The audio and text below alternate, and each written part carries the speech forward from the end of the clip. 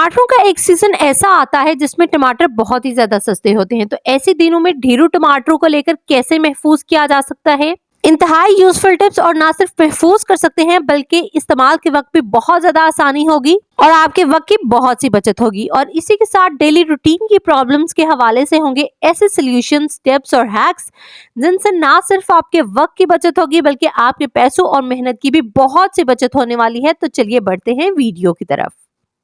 बिस्मिल्लाहिर्रहमानिर्रहीम, अस्सलाम वालेकुम, welcome back to my channel. तो मेरी सबसे पहली टिप सैंडविच मेकर के हवाले से है। सैंडविच मेकर का इस्तेमाल बहुत ज़्यादा किया जाता है, खासतौर पे बच्चों वाले घरों में जहां माएँ रोज़ बच्चों को सैंडविचेस बना के दे रही होती हैं लंच बॉक्स के लिए, खाने के लिए।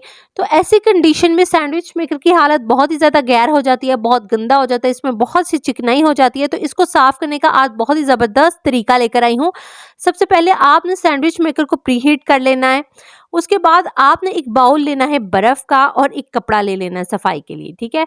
अब जब आपने इसमें बर्फ डालनी है ना, उससे पहले आपने इसका स्विच रिमूव कर देना है। उसके बाद आप बर्फ का बाउल लें और गरम सैंडविच मेकर में इस तरीके से बर्फ को डाल दें और सैंडविच मेकर को बंद कर दें। इससे क्या होगा कि सैंडविच मेकर में एक भाप बनेगी जो कि इसके कॉर्नर्स वगैरह में जाएगी। जितनी भी चिकनाई और ज़िद्दी मैल कुचैल इसमें जमी हुई है ना, सारी अपनी जगह छोड़ देगी और इसको साफ़ करना बहुत ज़्यादा आसान हो जाएगा। इसकी सफाई के दौरान आपने हाथ से ख्याल रखना है कि इसका स्विच रिमूव हो। और दूसरा, ये बहुत ज़्यादा गर्म है तो आपने बहुत ज़्यादा एहतियात के साथ इसको साफ़ करना है। कोई भी अच्छा साफ़ कपड़ा लेके आपने इसकी सफाई करनी है डिटेल के साथ। जहाँ भी कॉर्नर्स वगैरह में चिकनाई जमी हुई है आपने उसको अच्छे तरीके से साफ़ कर लेना है। हफ्ते में एक दफ़ा इसकी सफाई लाजमी है क्योंकि आपने बच्चों को डेली इसमें सैंडविचेस बना के देने हैं। तो इसका हाइजीनिक होना भी बहुत ज़्यादा ज़रूरी है, इसलिए इसकी सफाई भी बहुत ज़्यादा इम्पॉर्टेंट है। आप चाहें तो किसी ब्रश की मदद से भी इसकी कॉर्नर्स और साइड्स को साफ कर सकते हैं, लेकिन ध्यान रहे कि जो ब्रश के ब्रिसल्स हैं ना, वो हीट की वजह से जल भी सकते हैं। तो आपने कोई अच्छा ब्रश लेना है। कोई अगर आप लो क्वालिटी ब्रश ले रहे हैं तो उसके ब्रिसल्स बहुत जल्दी जल जाएंगे। इसके अलावा इसकी सफाई आपके स्किल्स पे भी डिपेंड करती है कि आप कितनी डिटेल के साथ इसको साफ करती हैं। तो मेन ट्रिक यही है कि आपने बर्फ डाल के इसमें स्टीम क्रिएट करनी है और उसके बाद इसकी सफाई करनी है। इस टिप को ट्राई करने के बाद आपके वक्त की बहुत सी बचत होगी और आप बहुत बाआसानी इसको साफ कर सकेंगे। तो इस टिप को लाजमी ट्राई कीजिएगा और रिजल्ट मेरे साथ कमेंट बॉक्स में जरूर शेयर कीजिएगा। उसके बाद मेरी नेक्स्ट टिप घर के एनवायरनमेंट के हवाले से है जो कि इंतहाई यूजफुल है। आपके घर की सफाई के साथ साथ उसका महका होना भी बहुत ज़्यादा ज़रूरी है, खासतौर पे आपके वॉशरूम्स का, किचन का और अगर बच्चे वाले घर हैं तो आपके कमरों का भी। तो इसके लिए आपने एक प्याली में चावल लेने हैं और उसमें आपने कोई भी एसेंशियल ऑयल अपनी मर्जी का जिसकी खुशबू आपको पसंद है उसके चंद ड्रॉप्स लेके अच्छे तरीके से चावलों को मिक्स कर लेना है। अगर सफाई के साथ साथ आपके घर से प्यारी सी खुशबू भी आ रही है तो ये आपके सफाई के काम को मजीद इन्हांस कर देती है, क्योंकि अगर आपने सफाई कर ली लेकिन घर में से फिर भी एक गंदी सी महक आ रही है तो वो आने वाले पर बड़ा बुरा तासुर क्रिएट करेगी। उसके अलावा जो खुशबू है ये साइकोलॉजिकली इंसान को फ्रेश करती है। अब आपने करना क्या है, इस तरह के बहुत से ग्रीन प्लांट्स आपको मार्केट में इजीली अवेलेबल हैं, आपने इनको लाजमी लेकर अपने घर में रखना है, ठीक है। अब आपने जो चावलों में एसेंशियल ऑयल मिक्स किया उन चावलों को आपने इस पौधे की बेस में डाल देना है। अब आप इनको अपने वॉशरूम में, किचन में, ड्राइंग रूम में, जहाँ पर भी आपको खुशबू रिक्वायर्ड है वहाँ पर रखें। लेकिन मेरी रिकमेंडेशन है कि आप इनको अपने वॉशरूम में तो लाजमी रखें, उसके अलावा अपने किचन में और जहाँ पर आपका टाइम ज़्यादा गुजरता है ना उस एरिया में लाजमी रखें, ठीक है।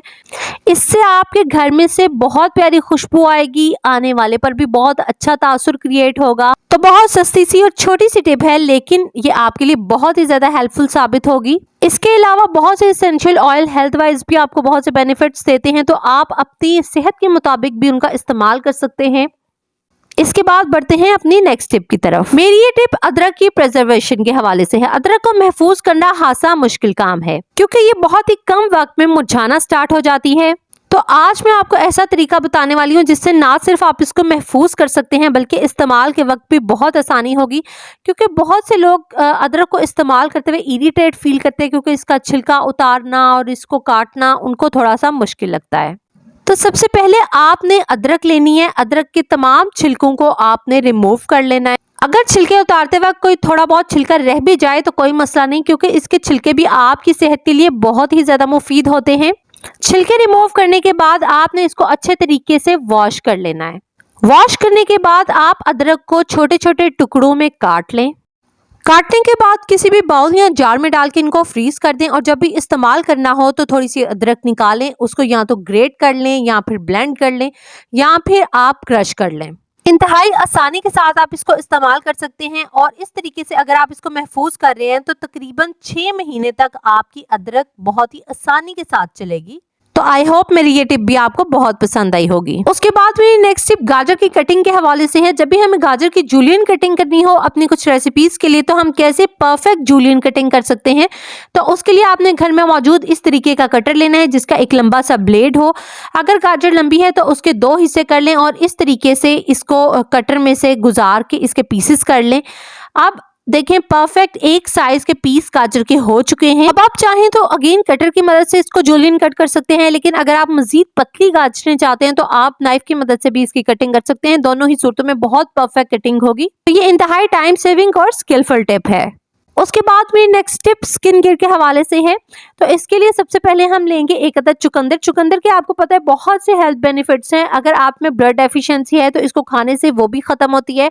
तो स्किन के लिए भी ये बहुत ही ज्यादा बेनिफिशियल है। सबसे पहले आपने चुकंदर को छील लेना है, अच्छे तरीके से धो लेना है और फिर इसको आपने ग्रेट कर लेना है।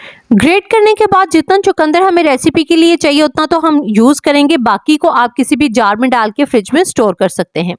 उसके बाद एक अदद खाली बाउल लें, इसमें 1 चम्मच आपने चुकंदर का लेना है, 1 ही चम्मच आपने दही का लेना है। उसके बाद आपने 1 चम्मच भर के इसमें बेसन का लेना है और आधा चम्मच इसमें शहद का लेना है। अब ये तमाम चीज़ें आपकी स्किन के लिए बहुत ही ज़्यादा ज़बरदस्त तरीके से काम करने वाली हैं। अच्छे तरीके से इन तमाम चीज़ों को आपने मिक्स करना है। ये जो मास्क हमने क्रिएट किया है ये ना सिर्फ आपकी स्किन को क्लियर करेगा, टैन रिमूव करेगा, डार्क सर्कल्स रिमूव करेगा, बल्कि आपकी स्किन को एक पिंकिश लुक भी देगा।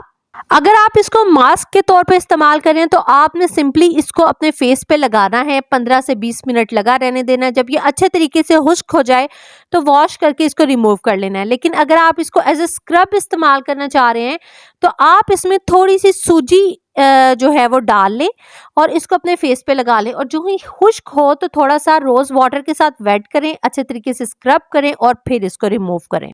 दोनों ही सूरतों में ये बहुत परफेक्ट तरीके से काम करेगा। तो ईद से पहले इस टिप को लाजमी ट्राई करें और रिजल्ट मेरे साथ कमेंट बॉक्स में जरूर शेयर करें। उसके बाद बढ़ते हैं अपनी नेक्स्ट टिप की तरफ जो कि अगेन किचन के हवाले से है। अब टमाटर अगर आपको बहुत ही सस्ते मिल रहे हैं तो कैसे आप ढेरों टमाटर लेकर उनको महफूज कर सकते हैं और महफूज भी ऐसे तरीकों के साथ कि एक तो इस्तेमाल में बहुत ज़्यादा आसानी हो, दूसरा टमाटरों का टेस्ट खराब ना हो, ये बहुत ही ज़्यादा फ्रेश रहें और हंडिया जो है वो बहुत ही मज़ेदार बने। तो इन तमाम चीज़ों को मद्देनज़र रखते हुए मैं आपके साथ कुछ टिप्स शेयर करने वाली हूँ। सबसे पहले तो आपने लेना है एक अदद जिप लॉक बैग। ये पहले भी मैं आपको बता चुकी हूँ कि घर में जो भी जिप लॉक बैग आए उनको साफ करके रख लिया करें क्योंकि ये आपके बहुत ज्यादा काम आते हैं किचन के हवाले से। टमाटरों को धोने और खुश्क करने के बाद जिप लॉक बैग में डाल के इनको फ्रीज कर दें।